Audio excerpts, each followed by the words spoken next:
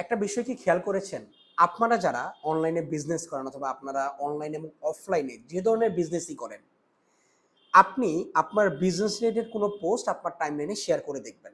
হাতে গোনা কিছু মানুষ ছাড়া আমার লিস্টে অনেকেই আছেন যারা বিজনেস করেন। তারা কিন্তু হাতে গোনা কিছু মানুষই আছেন যারা এই পোস্টগুলিতে শেয়ার অথবা লাইক কমেন্ট করেন। বাকি ম্যাক্সিমাম মানুষই এটা করে না।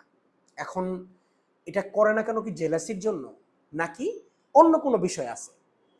আমি একটা নরমাল মেকানিজম চিন্তা করলাম যে আসলে আপনি যে ভালো কিছু করছেন অথবা ভালো কিছু করতে চাচ্ছেন এটা আসলে অনেকেরই জেলাসির কারণ।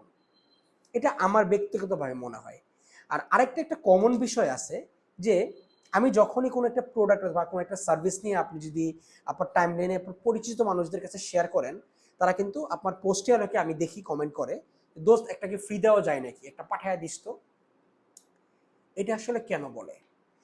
আমি মোটামুটি বছর ২ আগে একটা ভিডিও দেখেছিলাম যে একটা রেস্টুরেন্ট অন হয়েছে নাকি একটা শপিং কমপ্লেক্স একটা বিদেশে একজন খুলেছে নতুন ওপেনিং এর টাইম। সেখানে আপনার একটা দীর্ঘ লাইন।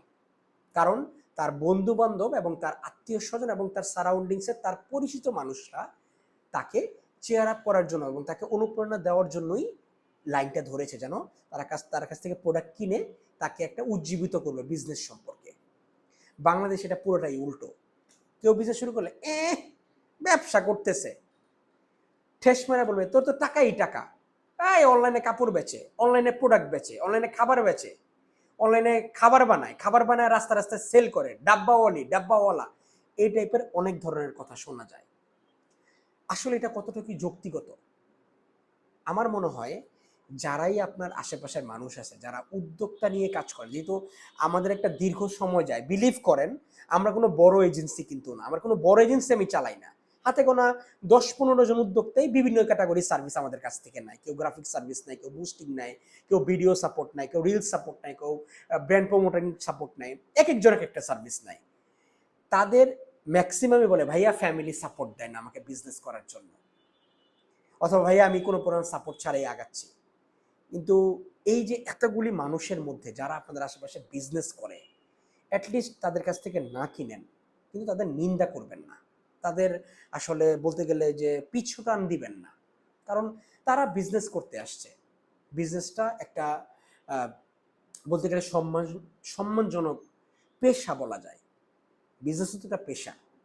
আমাদের সবারই উচিত যারাই উদ্যোক্তা হওয়ার রাস্তায় আছেন এবং যারা উদ্যোক্তা হয়েছেন, যারা ব্যবসায়ী হয়েছেন, আশেপাশের মানুষের পরিচিত মানুষের কাছ থেকে কেনাকাটা করুন। তাহলে অ্যাটলিস্ট তারও বিজনেসটা গ্রো করতেছে, আপনিও তার বিজনেসে একটা অংশ হতে পারছেন। তো অবশ্যই আমাদের উচিত এই ধরনের মানুষকে সহযোগিতা করা। ধন্যবাদ।